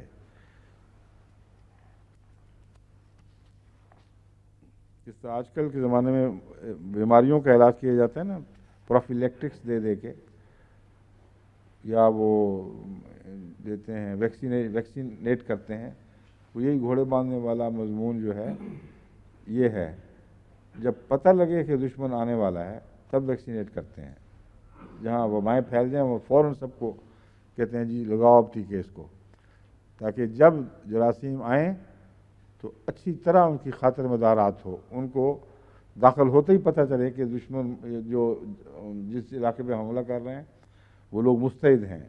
یہ نظام جو ہے انسانی بدن کا ہر وقت تیار بیٹھا ہے۔ تو یہ رابطو کا مفہوم ہے۔ رابطو کا روحانی معنی لیتے ہوئے تاج العروس نے لکھا ہے کہ ارتباط الخیل محافظۃ علی مواقف الصلاۃ، کہ نماز کے اوقات کی حفاظت کرنا یعنی بر وقت ان کو ادا کرنا، یہ ہے رباط الخیل، کیونکہ یہاں ظاہری سرحدیں تو مراد ہیں نہیں، ہر قسم کی سرحدیں جہاں سے کوئی حملہ کر سکتا ہے۔ ان معنوں میں شیطان کا حملہ سب سے زیادہ اہم ہے، کیونکہ سب سے زیادہ خطرناک ہے۔ تو کہتے ہیں نماز کے اوقات کے کناروں پر حفاظت رکھو، یہ نہ ہو کہ کنارہ آ جائے اور تمہاری نماز ہی قضا ہو جائے۔ اس لیے انہوں نے یہ معنی بھی لیا ہے، اور چونکہ نماز کے اوقات وقت میں سرحدیں بناتے ہیں، اس پہلو سے یہ ایک لطیف معنی ہے۔ اور دل سے بھی اس مضمون کا تعلق ہے ربط کا، چنانچہ ربط اللہ علی قلبہ کا مطلب ہے اللہ نے اس کے دل کو مضبوط کیا۔ المجد نے یہ لکھا ہے۔ امام راغب نے بھی یہ معنی قبول کیے ہیں، کہتے ہیں ربط علی القلب، کہ کسی کے دل کو مضبوط کرنا اور اسے استقلال بخشنا، یہ ربط کا معنی ہے۔ وَرَبَطْنَا عَلَىٰ قُلُوبِهِمْ، قرآن کریم کی آیت کا حوالہ دیتے ہیں کہ ہم نے ان کے دلوں کو باندھ دیا مضبوطی سے۔ تو ربطنا کا مطلب ہے ان کو اکٹھا سمیٹ دیا، ان میں انتشار نہ پیدا ہو۔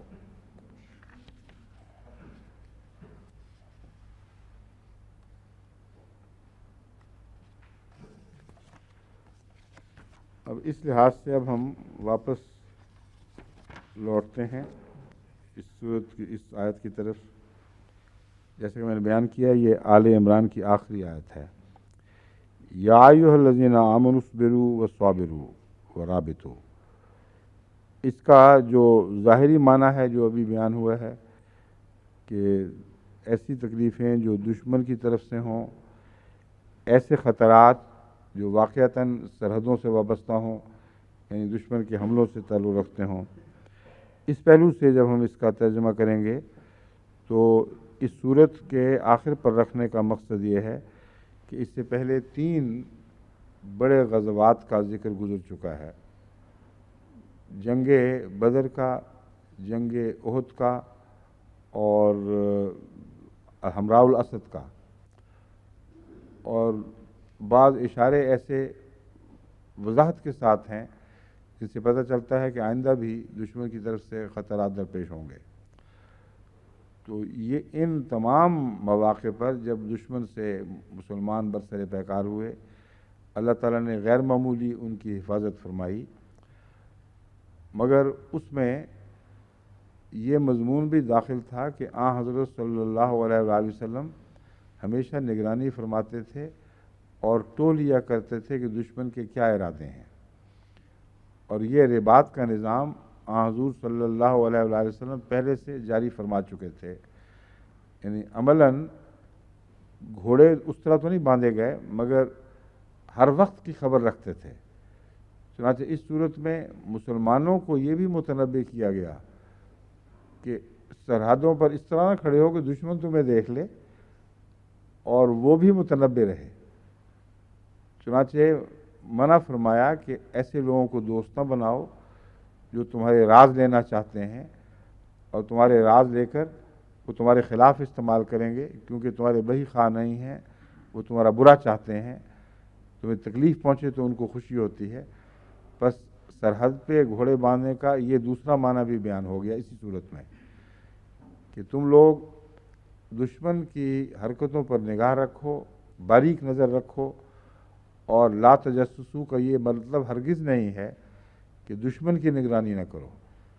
لا تجسسو کا تمہاری اپنی سوسائٹی سے تعلق ہے، جہاں حسن ظن ہے جو تمہاری سوسائٹی کو تقویت دے گا اور رباط پیدا کرے گا۔ وہاں اگر تم نے تجسس کیا تو رباط سے تو یہ مضمون ٹکرا جائے گا۔ اس لیے تم اپنی سوسائٹی میں حسن ظن سے کام لو، اور جہاں تک غیروں کا تعلق ہے ان پر نظر رکھو باریکی سے، کیونکہ وہ دشمن ہیں، وہ ہر وقت تمہاری برائی کی باتیں سوچ رہے ہیں۔ اس پہلو سے ہماری جماعت کو زیادہ ہوشیار رہنا چاہیے۔ یہ درست ہے کہ اللہ تعالیٰ بسا اوقات دشمن ہی کی بعض غلطیوں سے ہمیں متنبہ فرما دیتا ہے کہ یہ کیا سوچ رہے ہیں اور کیا اسکیمیں بنا رہے ہیں، لیکن جہاں تک جماعت احمدیہ کی کانشیس کوشش، یعنی بالارادہ کوشش کے ذریعے دشمن کے حالات پر نظر رکھنا ہے، میرے نزدیک ابھی تک اس میں بہت کوتاہی ہے۔ ایک ایسا نظام ہے جس کے ذریعے ہمیں خود بخود اللہ کی طرف سے خبریں مل جاتی ہیں، وہ یہ ہے کہ ہر احمدی جو کچھ ہو رہا ہے اس کے متعلق لکھتا رہتا ہے، اور ان خطوط میں ایک عام پڑھنے والے کے لیے تو کوئی خاص دلچسپی نہیں ہوگی، مگر جب ہر جگہ سے مختلف خط آتے ہیں اور ایک ہی قسم کی بعض حرکتیں بیان کرتے ہیں تو ان کے اجتماعی تاثر سے ہم فائدہ اٹھا لیتے ہیں۔ یہ اطلاع ملتی ہے کہ دشمن ایک ایسی سازش کر رہا ہے جس کا رخ اس طرف ہے۔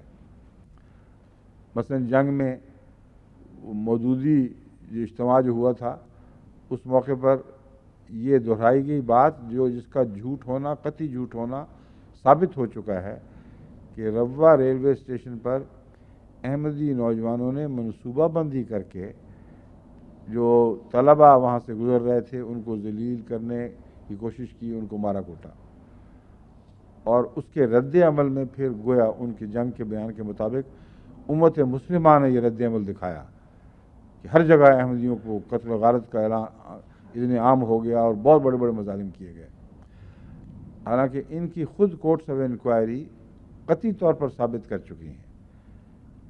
پہلے اگر یہ الزام تھا لا علمی کا تو اب یہ بالارادہ جھوٹ اور بہتان ہے اور شرارت کی نیت رکھتا ہے۔ ایک ایسی بات چھیڑی گئی ہے جس کے لیے قوم کو دوبارہ تیار کیا جا رہا ہے کہ دیکھو پہلی دفعہ جب انہوں نے کیا تھا تو یہ ہوا تھا، اب ہم تمہیں متنبع کرتے ہیں کہ آئندہ بھی جب یہ جماعت احمدیہ شرارت کرے گی تو اسی طرح رد عمل دکھانا۔ اور ثابت شدہ حقیقت کیا ہے؟ ثابت شدہ حقیقت یہ ہے کہ جماعت احمدیہ نے نہیں بلکہ ان موجودی جماعت اسلامی کے طلباء نے اور کچھ ان کے ساتھ دوسرے طلباء نے جو اس وقت کی حکومت کے زیر اثر تھے مل کر سازش کی تھی، اور اس سازش کے ثبوت قطعی طور پر میں پہلے اپنے بعض خطبات میں بیان بھی کر چکا ہوں، ان کو دہراتا نہیں، مگر میں یہ بتا رہا ہوں کہ کس طرح ہمیں مختلف جگہوں سے آنے والی اطلاعیں ایک سازش پر مطلع کر دیتی ہیں، مگر بالارادہ کوشش سے کوئی نظام جاری نہیں ہے۔ پھر وہاں صوبہ سرحد میں ہزارے میں جہاں ہمیشہ ہی مظالم میں پیش قدمی کی گئی ہے اور باقی لوگوں کو پیچھے چھوڑنے کی کوشش کی جاتی ہے، وہاں ایک احمدی نوجوان لڑکوں پر حملہ کروایا گیا، پوری واضح اسکیم بنا کر شرارت کے ساتھ، پولیس موجود تھی، پولیس کی موجودگی میں ان کو مارا کوٹا گیا، اور جب انہوں نے جوابی کارروائی کی اپنے آپ کو بچانے کے لیے تو پھر بندوقیں آئیں اور ان پر فائرنگ ہوئی، اور ساتھ ہی فوراً سارے ضلع میں اور صوبہ سرحد کے اخباروں میں یہ خبریں لگ گئیں کہ احمدیوں نے نہایت بھیانک منصوبہ بنا کر مظلوم نہتے غیر احمدی طلباء پر حملہ کیا اور ان کو زدوکوب کیا، اور ساتھ ہی ان کے کئیوں کے جان کو لالے پڑ گئے اور بڑے خطرناک واقعات پیدا ہوئے۔ اصل بات کے بالکل برعکس بین ہی وہی بات جو ریلوے اسٹیشن روا کے تعلق میں ہوئی تھی وہ یہاں رونما ہو گئی۔ تو جس احمدی نے مجھے جنگ کی کٹنگ بھیجی اور نشان لگایا کہ یہ عجیب بات ہے، وہاں جس نے یہ واقعات لکھے، یہ نظام جماعت کی معین کوشش کے نتیجے میں ایسا نہیں ہوا، بلکہ سرسری طور پر یہاں سے وہاں سے کراچی میں کسی اور جگہ سے ہونے والے واقعات کی خبریں ملتی رہتی ہیں، اس سے اندازہ ہوتا ہے کہ دشمن کیا منصوبے بنا رہا ہے۔ مگر یہ آیت کریمہ ہمیں بتا رہی ہے کہ آن حضرت صلی اللہ علیہ وسلم کے زمانے میں باقاعدہ دشمن پر نظر رکھنے کا نظام تھا، اور ناممکن تھا کہ دشمن مسلمانوں کو سرپرائز دے سکے، اور دوسری طرف یہ بھی نظام تھا کہ اپنی جو باتیں ہیں ان پر صبر کرو، ان کو مضبوطی سے پکڑے رکھو اور چھپائے رکھو، یہ معنی بھی ہیں، غیروں تک نہ اس کو پہنچنے دو، اور سرحدوں کی حفاظت کرو، ایک تو یہ معنی ہے جو اس آیت سے نکلتا ہے حضرت صلی اللہ علیہ وسلم کی سنت کے پیش نظر۔ دوسرے اب دیکھیں، یا ایھا الذین آمنوا اصبروا وصابروا، صبر کی تعلیم یہاں دینا جہاں جس کے پس منظر میں 3 بڑی لڑائیاں گزر چکی ہیں، یہ ممکن ہی نہیں تھا اگر وہ جارحانہ جنگیں ہوتی۔ جارحیت کرنے والے کو کون صبر کی تعلیم دیا کرتا ہے؟ معلوم ہوتا ہے شدید اشتعال انگیزی کی جاتی تھی اور دشمن مسلسل شرارت کرتا تھا، اور مسلمانوں کے صبر کے باوجود پھر بھی ایسے واقعات ہو جاتے تھے جس کے نتیجے میں جنگ کی آگ بھڑک اٹھتی تھی۔ تو یہ 3 بڑے جنگ کے واقعات اور بعض دوسروں کی طرف اشارہ کرتے ہوئے قرآن کریم آخر پر یہ نتیجہ نکالتا ہے سورت کے، یا ایھا الذین آمنوا اصبروا، اے لوگوں جو ایمان لائے ہو صبر سے اختیار کرو، تمہاری اسی میں بہتری ہے۔ دشمن کی اذیت کے مقابل پر صبر اور اپنی نیکیوں پر صبر، دونوں باتیں اکٹھی اس میں داخل ہیں۔ اذیت کے مقابل پر ایسی حرکت نہ کرنا جس سے اس کو موقع مل جائے کہ وہ اپنی شرارت کے لیے اسے بہانہ بنا لے، اور نیکیوں کو تبدیل نہ ہونے دینا، دشمن کی اذیت کے نتیجے میں نہ مرتد ہونا، نہ اپنے وفا میں ڈگمگانا، بلکہ کامل وفا اور استقامت کے ساتھ، سچائی کے ساتھ وابستہ رہنا۔ وصابروا، اور دوسروں کو بھی اسی کی تلقین کرو اور ایک دوسرے سے صبر کے مقابلے کرو، یعنی ایک ایسی عظیم الشان چیز ہے کہ جہاں دوسرے کو صبر کرتا ہوا دیکھو تو اس کے نتیجے میں اپنے نفس پر رحم نہ کھانے لگ جانا۔ بعض دفعہ یہ بھی ہوتا ہے، ایک شخص کو صبر کرتے ہوئے دیکھ کے انسان اندر سے کمزور پڑ جاتا ہے۔ محمد رسول اللہ صلی اللہ علیہ وسلم کے غلاموں سے توقع یہ رکھی جا رہی ہے کہ مظلوموں کو جب صبر پر دیکھو تو یہ فیصلے کرو کہ وقت آئے گا تو ان سے بڑھ کر ہم صبر دکھائیں گے، یا جن چیزوں کی خاطر انہوں نے قربانیاں دی ہیں ہم اپنے صبر کے ذریعے ان کی حفاظت کریں گے، ان قدروں کی حفاظت کریں گے، اور کسی قیمت پر بھی اس راہ سے نہیں ٹلیں گے جس راہ پر یہ ہمارے بھائی صبر کرتے ہوئے قربانیاں پیش کر چکے ہیں۔ یہ صابرو۔ دوسرے جو کمزور ہیں تم میں سے وہ ڈگمگا بھی جاتے ہیں ایسی حالت میں جہاں صبر کا مضمون چل رہا ہو، تکلیفیں ہو رہی ہیں، کچھ لوگ بیٹھے ہوئے ہیں فیصلے کر کے کہ ہم ہر حالت میں یہیں رہیں گے، ان کو سمجھایا کرو جو کمزور ہیں ان میں سے، ان کو کہو کہ دیکھو صبر ہی میں بہتری ہے۔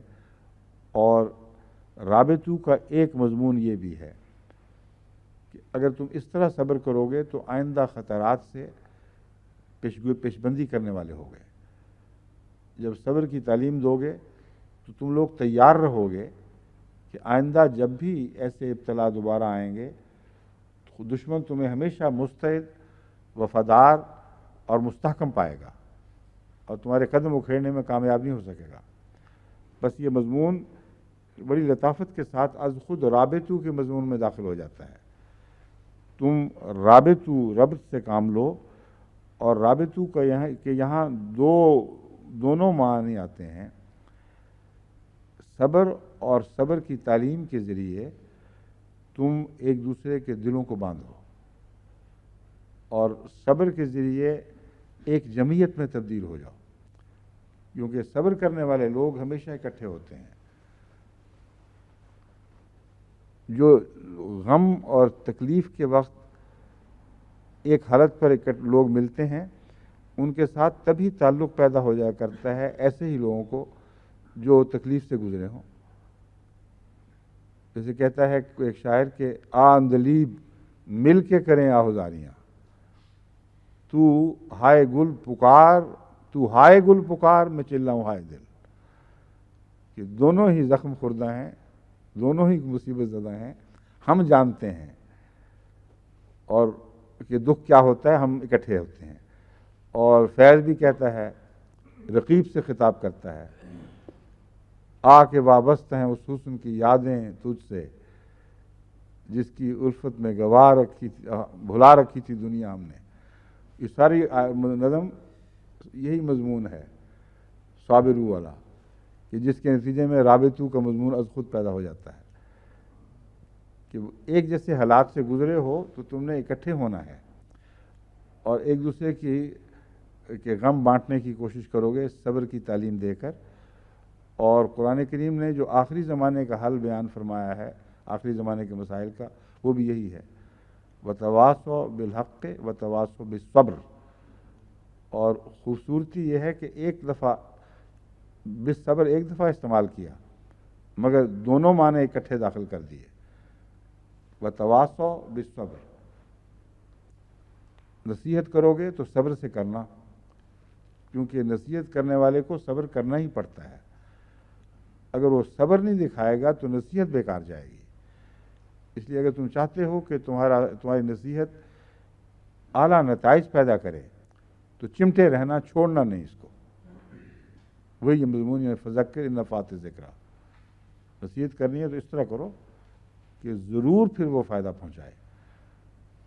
اور وتواصوا بالصبر، اور وہ صبر کی نصیحت بھی کرتے ہیں.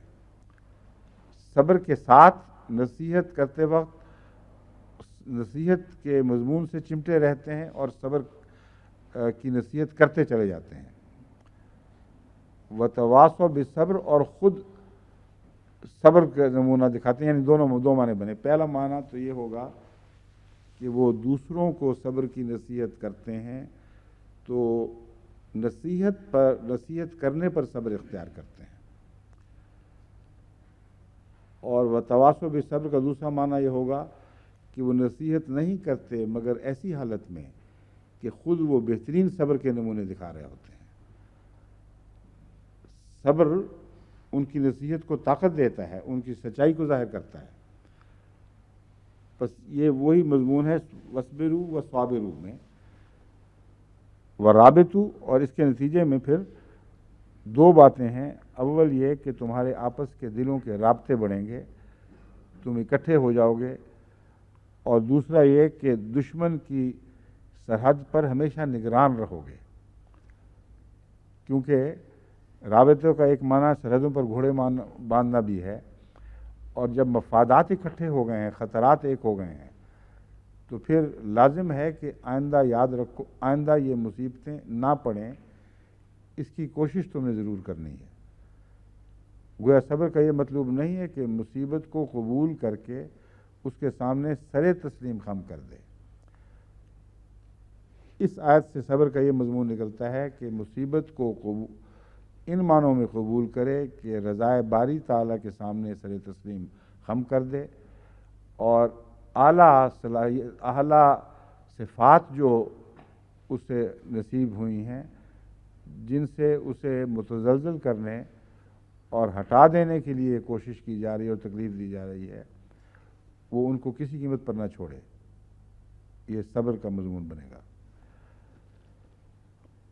اور یہ جو کیفیت ہے اکٹھے رہنا اور دکھ کو دیکھنا، اس کا یہ مطلب نہیں ہے کہ اس حالت کو اس طرح قبول کر لو کہ اس کو دور کرنے کی پرواہ نہ رہے.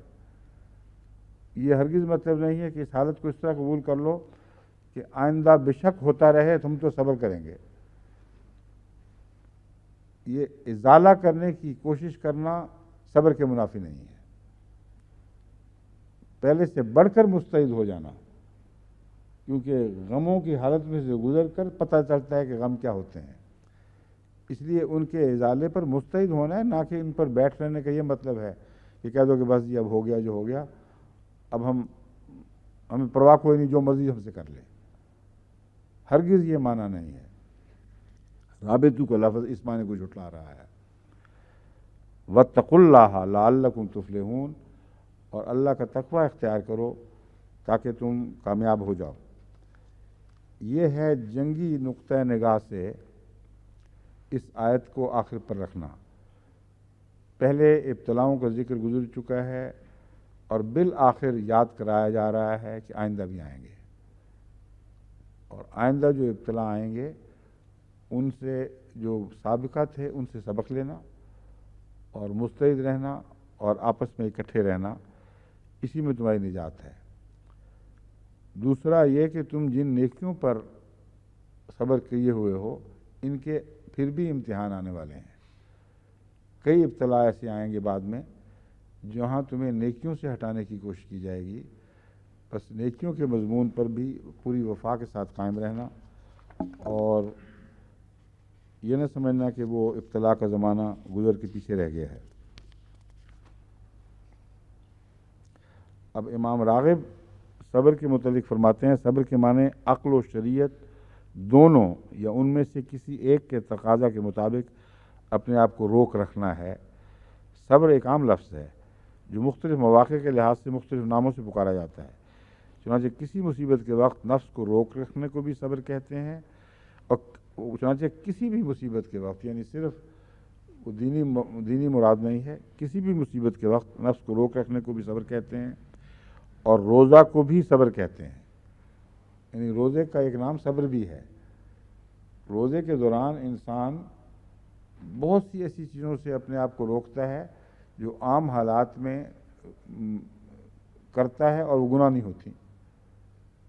حلال جائز چیزیں ہیں ان سے بھی روکتا ہے. تو خاص موقع پر خاص اعلیٰ مقصد کے لیے اپنے آپ کو کسی چیز سے روک لینا یہ بھی صبر ہے.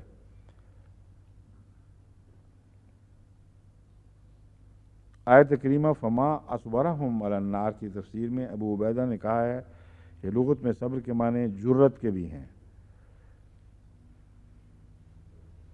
امام راغب کے نزدیک اصبروا و صابروا کے معنی ہیں عبادت الہی، یعنی ان کا اول معنی مصیبت کے معنی تو ہیں ہی لیکن اعلیٰ معنی ان کے نزدیک یہی ہیں کہ عبادت الہی پر اپنے آپ کو روک رکھو اور خواہشات نفسانی کے خلاف جہاد کرو.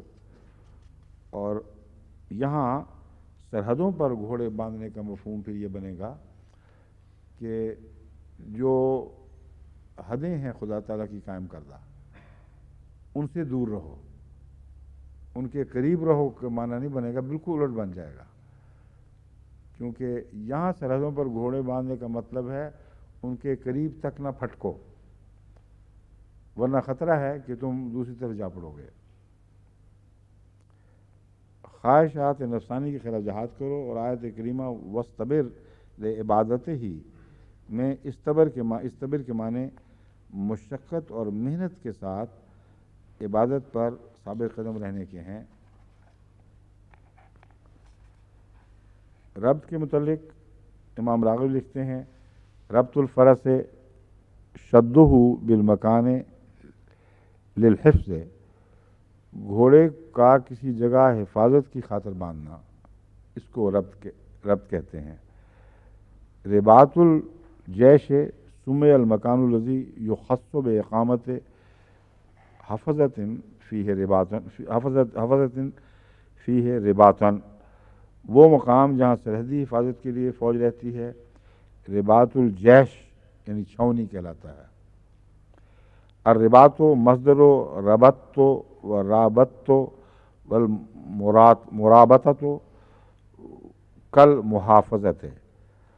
الرباط ربط اور رابط کا مصدر ہے اور مرابطہ کا اصل معنی محافظہ ہے، حفاظت کرنا. یعنی اس تعلق میں اس کا لفظی معنی تو باندھ نہیں ہے مگر مراد اس سے حفاظت ہوتی ہے. ربط الشیء ربطن اوثقہ و شدہ، یہ باتیں سب گزر چکی ہیں، اس کی اب ضرورت نہیں. امام راغب نے جو بیان کر دیا یہی کافی ہے. کسی اور لغت کے حوالے تو سب اکٹھے ہیں مگر کوئی ایسی چیز مجھے نظر نہیں آ رہی جس میں کوئی نئی بات بیان کی ہو سوائے اس کے کہ میں نے دل کی بات کا ذکر پہلے بھی کیا تھا، پڑھ چکا ہوں نا، تو حوالہ دے چکا ہوں آپ کو، آیت کا حوالہ بھی ہے. ٹھیک ہے. ارتباط الخیل، تاج العروس نے نمازوں کی ادائیگی ان کے اہتمام کا ذکر کیا ہے.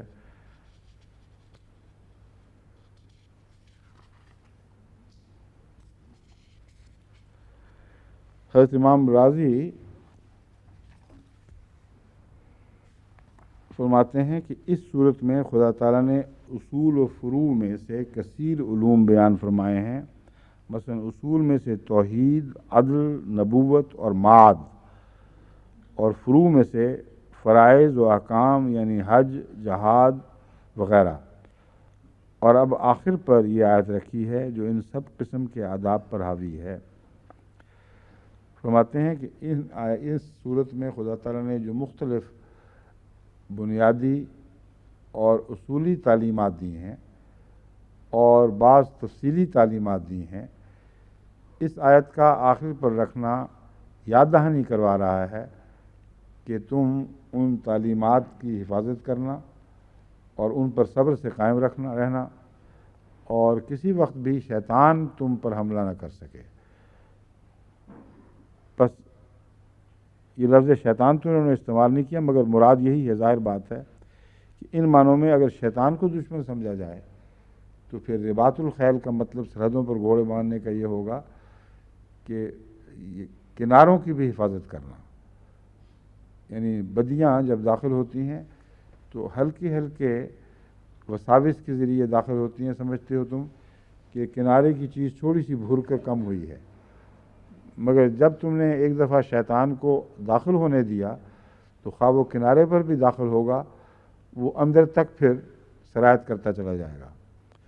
اور یہ مضمون وہ ہے جس کو ہم طب میں ہر روز اسی طرح برسر عمل دیکھتے ہیں، یہی کارروائی کرتے ہیں جراثیم۔ وہ لوگ جو سمجھتے ہیں کہ کیا فرق پڑتا ہے، تھوڑا سا چند جراثیم چلے گئے، لیکن ان کو یہ نہیں پتہ کہ جب اندر داخل ہو جائیں، اگر ان کو برج ہیڈ مل جائے، کسی ایک جگہ اڈا بنانے کا موقع مل جائے، پھر وہ مارا مار ارد گرد کا سارا علاقہ فتح کرتے کرتے آخر پھیپھڑوں، جگر، دل پہ قبضہ کر لیتے ہیں، دماغ کو معاف کر دیتے ہیں۔ تو رباط الخیل اس دنیاوی بیماریوں کے لحاظ سے حفظ ما تقدم کا مضمون پیش کرتا ہے۔ روحانی بیماریوں کے لحاظ سے یہ باریک نظر رکھنا کہ شیطان ہلکی ہلکی چھوٹی چھوٹی غلطیاں کروا کر تمہیں بڑی غلطیوں کی طرف مائل کرے گا۔ اگر تم متنبہ نہیں رہو گے تو تمہاری سرحد محفوظ نہیں رہے گی۔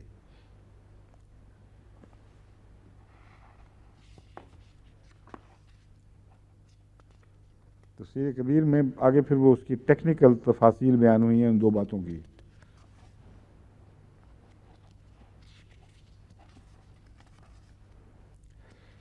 باقی فتح البیان میں بھی یہی کچھ ہے، ابتلاؤں پر صبر، فرائض کی ادائیگی پر، نواہی سے رکنے پر وغیرہ وغیرہ۔ یہ کوئی نیا مضمون نہیں، یہ سب چیزیں پہلے بیان ہو چکی ہیں۔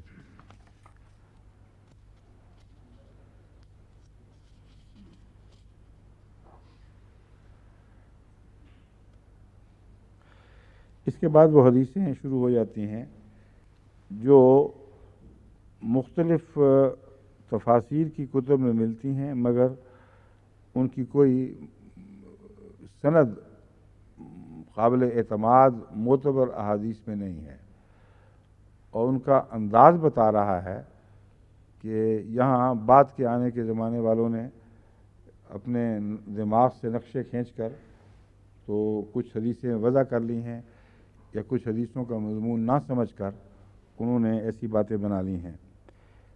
مثلا اگر کسی نے ایک رات گھوڑے باندھے تو اس کا ایک ماہ مسلسل روزے رکھنے اور عبادت کرنے کے برابر ثواب ہوگا۔ اب اس قسم کی گنتیاں یہ بعد کے زمانے کے شوق ہیں۔ صاف پتہ چلتا ہے کہ اولین کے زمانے کے بعد جو بیچ کا دور آیا ہے، تاریخ دور، اس زمانے میں بہت سی حدیثیں جو وضع ہوئی ہیں ان میں یہ گنتیاں، یہ حساب اس قسم کے آپ کو بہت ملیں گے۔ اور واقعہ یہ ہے کہ سرحد پر گھوڑا باندھنے کے متعلق یہ قدری حدیث موجود ہے کہ حضرت صلی اللہ علیہ وآلہ وسلم نے کبھی بھی سرحدوں پر گھوڑے نہیں بندھوائے۔ گھوڑے تو ان کے گھروں میں ہوا کرتے تھے، لیکن سرحدوں کی خاطر ہوتے تھے۔ تو یہ کہنا کہ کسی ایک رات کے لیے گھوڑا باندھا ہے سرحد پہ جا کے تو ایک مہینے کے مسلسل روزوں اور عبادت کا ثواب مل جائے، یہ عجیب و غریب بات ہے۔